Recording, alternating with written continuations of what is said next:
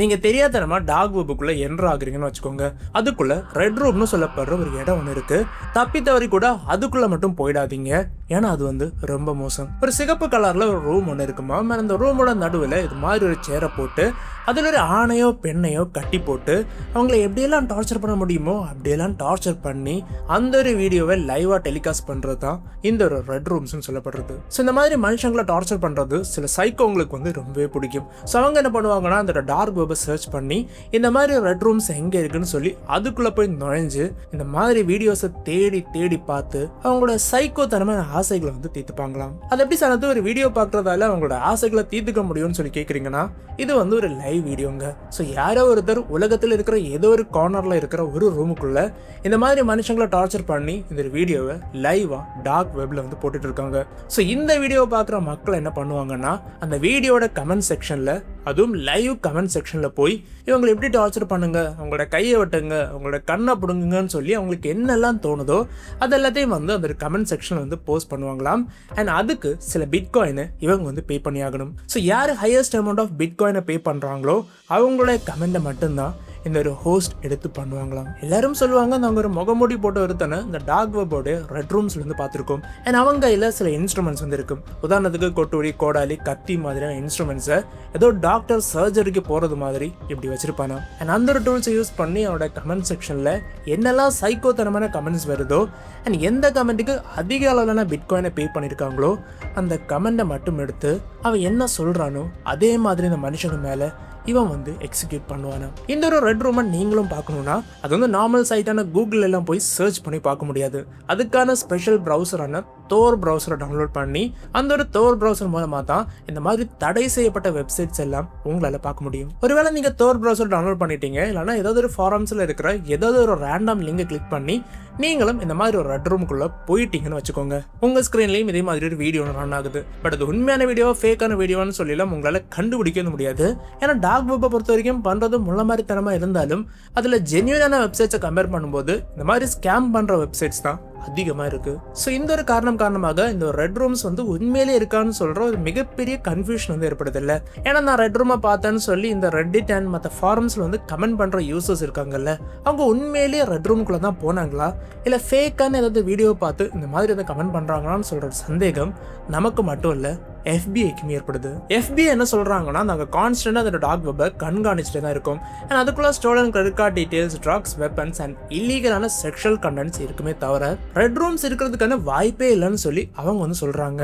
And இந்த red rooms mostly ஆன்லைன்ல சொல்லப்படுற ஒரு ஹாரர் ஸ்டோரியா. நான் ரெட் ரூமை பார்த்தேன்னு சொல்லி ஒருத்தன் சொல்லும்போது அவன் என்னதான் பார்த்தான்னு சொல்ற ஒரு கியூரியாசிட்டி நமக்கு ஏற்படும் இல்ல. ஸோ அவன் என்னதான் கதை சொன்னாலும் அதை நம்ம கேட்போம். ஸோ அது மாதிரி தான்னு சொல்லி இந்த லா என்ஃபோர்ஸ்மெண்ட் ஏஜென்சிஸ் இந்த ரெட் ரூமே இல்லைன்னு சொல்லி மறுக்கிறாங்க.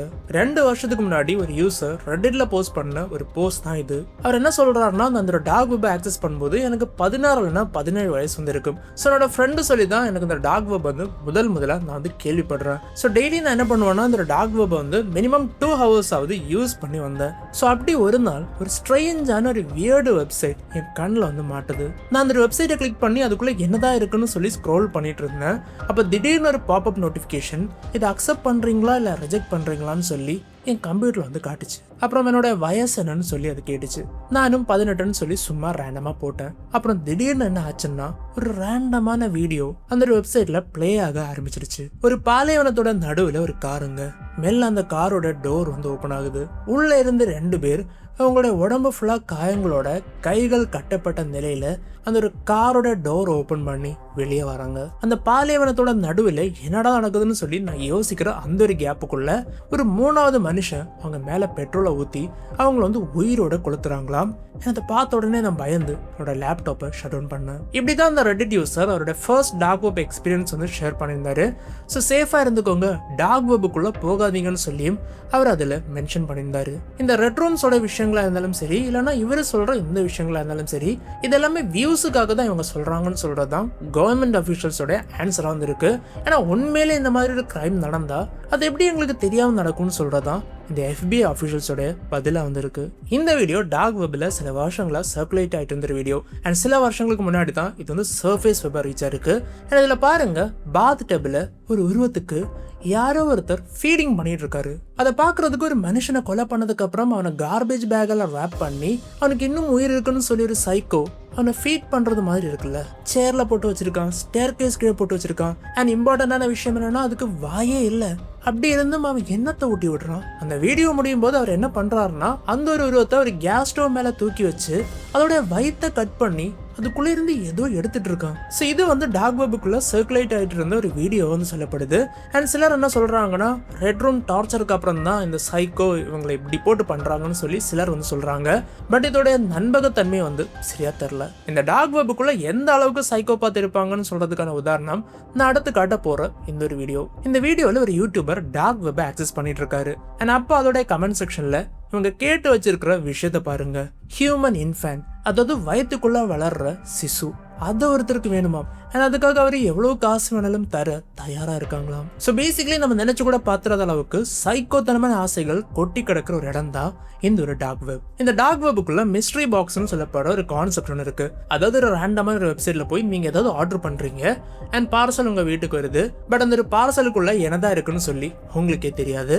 அண்ட் நீங்க அதை சர்ப்ரைசிங்கா ஓபன் பண்றீங்க. இந்த dark web mystery box videos வந்து யூடியூப்ல அதிகமா இருக்கும். அண்ட் நீங்க சர்ச் பண்ணாலே உங்களால அதை வந்து பார்க்க முடியும். அண்ட் இந்த ஒரு வீடியோஸ்ல அவங்க என்ன சொல்லுவாங்கன்னா, நாங்கள் ஆர்டர் பண்ணோம், ஸோ எங்களுக்கு அனிமல் ஆர்கன்ஸ் கிடைச்சிச்சு, க்ரீப்பியான டால் கிடைச்சிச்சு, ஒருத்தருடைய பல்செட் கிடைச்சிச்சுன்னு சொல்லி வியர்டான விஷயங்களை தான் இந்த ஒரு டார்க் வெப்ல இருந்து இந்த ஒரு மிஸ்ட்ரி பாக்ஸ்ல வச்சு வந்து அனுப்புவாங்களாம். பட் சீரியஸ்லி இதுவும் ஃபேக். கவர்மெண்ட் அஃபிஷியல்ஸ் என்ன சொல்றாங்கன்னா டார்க் வெப்புக்குள்ள இந்த மாதிரி இல்லீகல் ஐட்டம்ஸ் வந்து செல் பண்ணுவாங்க. அண்ட் அதை வந்து யாருக்குமே தெரியாம அவங்க வந்து செல் பண்ணுவாங்க. பட் இந்த மாதிரி ஓப்பனா அவங்களுக்கு ஒரு மிஸ்ட்ரி பாக்ஸ் நாங்கள் அனுப்புறோம்னு சொல்லி எந்த வெப்சைட்டும் டார்க் வெப்புக்குள்ள கிளைம் பண்ணதே இல்லையாம். அண்ட் இதெல்லாமே இந்த யூடியூபர்ஸ் வந்து வியூஸுக்காக பண்ற ஒரு விஷயம்னு சொல்லி அவங்க வந்து சொல்றாங்க. டார்க் வெப்புக்குள்ள நடத்தப்பட்ட ஒரு மிகப்பெரிய ஆப்ரேஷன் தான் அது இந்த டார்க் ஹண்டர் ஆப்ரேஷன். அண்ட் என்னடா சனத்து இந்த டார்க் ஹண்டர் ஆப்ரேஷன் சொல்லி கேட்குறீங்கன்னா, டார்க் வெப்புக்குள்ள டார்க் மார்க்கெட்னு சொல்லப்பட்ட ஒரு வெப்சைட் ஒன்று இருந்துச்சு. அண்ட் சில வருஷங்களுக்கு முன்னாடி இந்த FBI அது வந்து ஷட் டவுன் பண்றாங்க.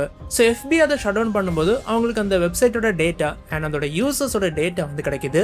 அண்ட் அதை யூஸ் பண்ணி அவங்க இந்த ஒரு டார்க் ஹண்டர் ஆப்ரேஷன் வந்து ஸ்டார்ட் பண்றாங்க. 10 மாதங்களா இந்த ஆப்ரேஷன் வந்து நடக்குது. And US, UK and Germany police எல்லாம் ஒன்று சேர்ந்து ஒரு ஆப்ரேஷன் வந்து பண்றாங்க. அண்ட் எப்படி அவங்க இதை வந்து ட்ராக் டவுன் பண்றாங்கன்னா போஸ்டல் அட்ரஸ் யூஸ் பண்ணி. டார்க் வெப்புக்குள்ள போய் அவங்களோட ஐடென்டிட்டி என்னன்னு சொல்லி எடுக்க முடியாது. ஏன்னா ரியல் வேர்ல்டுல போஸ்டல் அட்ரஸை யூஸ் பண்ணி தான் அவங்க இதை வந்து ஷிப்பே வந்து பண்ணுவாங்க. ஸோ போலீஸ் என்ன பண்றாங்கன்னா இந்த போஸ்டல் அட்ரஸ் இருக்குல்ல அது வந்து ப்ராப்பரா ட்ராக் பண்ண ஆரம்பிக்கிறாங்க. அண்ட் இந்த போஸ்டல் அட்ரஸ் மூலமா அதுக்கு பின்னாடி டார்க் வெப்ல ஒர்க் பண்ண 150 மெம்பர்ஸ் போலீஸ் வந்து அரெஸ்ட் பண்றாங்க.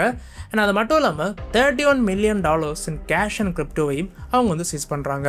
And this is one of the biggest dark web operations ever. ஃபைனலா நம்ம பார்க்க போறது வெளியே போலீஸாகவும் டார்க் வெப்புக்குள்ள ஒரு சைக்கோபாத்தாகவும் ஒர்க் பண்ண ஒரு கேனிபல் போலீஸை பத்தி தான். இந்த காப்போட ஒய்ஃபுக்கு வந்து ஒரு சந்தேகங்க.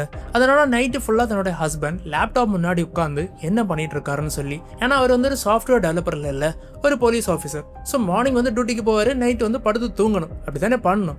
ஆனால் இவர் வந்து நைட்டு லேப்டாப் முன்னாடி உட்காந்து ஏதோ பண்ணிட்டு இருக்காரு. அண்ட் இது வந்து அவரோட ஒய்ஃபுக்கு ஒரு மிகப்பெரிய சந்தேகத்தை வந்து ஏற்படுத்துது. ஸோ அந்த ஒய்ஃப் என்ன பண்றாருன்னா இவரோட லேப்டாப்ல வந்து ஒரு ஸ்பைவேரை வந்து இன்ஜெக்ட் பண்றாங்க. அதாவது அவர் என்னெல்லாம் வெப்சைட்ல போறாரு, என்னெல்லாம் அங்கே சேட் பண்றாருன்னு சொல்ற டீட்டெயில்ஸ் எடுக்கிறதுக்காக ஒரு ஸ்பைவேரை அவங்க வந்து இன்ஜெக்ட் பண்றாங்க. அண்ட் அப்படி சில நாட்கள் தாண்டி இவங்க அந்த டேட்டாவை எடுத்து பார்க்கும்போது தான் ஷீ இஸ் கம்ப்ளீட்லி ஷாக். அது என்னன்னா தன்னோட ஹஸ்பண்ட் ஒரு போலீஸ் ஆஃபீஸர் கிடையாது, he is a psychopath. Morning police டியூட்டியை பார்க்கும்போது அவரோட போலீஸ் ஸ்டேஷன்ல ஏதாவது பெண்களோ ஆண்களோ கம்ப்ளைண்ட் பண்ண வந்தாங்கன்னா அவங்களோட டேட்டாவை கலெக்ட் பண்ணி அதுக்கப்புறம் நைட்டு டார்க் வெப்புக்குள்ள போய் அந்த பெண்களோட போட்டோ அப்லோட் பண்ணி இவங்க இன்னைக்கு என்னோட போலீஸ் ஸ்டேஷன்ல கம்ப்ளைண்ட் பண்ண வந்தாங்க, ஸோ இவங்களை கிட்னாப் பண்ணுங்க, இவங்கள சமைச்சு சாப்பிட்டா நல்லா இருக்கும்னு சொல்லி இந்த மாதிரி ஒரு கன்வர்சேஷன் இந்த டார்க் வெப்புக்குள்ள போயிட்டு இருந்ததை அவரோட ஒய்ஃப் வந்து கண்டுபிடிக்கிறாங்க. ஸோ பேசிக்கலி தன்னோட ஹஸ்பண்ட் ஒரு காப் இல்லை, ஒரு சைக்கோ பாத்துன்னு சொல்லி அவங்களுக்கு வந்து தெரிய வருது. இந்த ஒரு கேஸ் வந்து நகரத்தவளுக்குன்னு கேஸ்ன்னு சொல்லுவாங்கல்ல, அந்த மாதிரி ஒரு கேஸ் தான் நியூயார்க்கை பொறுத்த வரைக்கும்.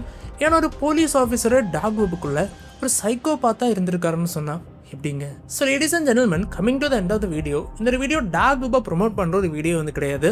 ஜஸ்ட் டார்க் வெப்புக்குள்ளே இந்த மாதிரி விஷயங்கள் நடக்குதுன்னு சொல்கிற ஒரு அவேர்னஸ் வீடியோ வச்சுக்கோங்களேன். ஸோ இந்த வீடியோ உங்களுக்கு பிடிச்சிருந்தா இதை வழக்கம் போல் உங்கள் ஃப்ரெண்ட்ஸ் அண்ட் ஃபேமிலிக்கும் ஷேர் பண்ணி சப்போர்ட் பண்ணுங்கள். ஸோ வேறு வீடியோவில் சூப்பரான கடங்களை மீட் பண்ணுறேன். டில் தென் சனத் பி சைனிங் ஆஃப்.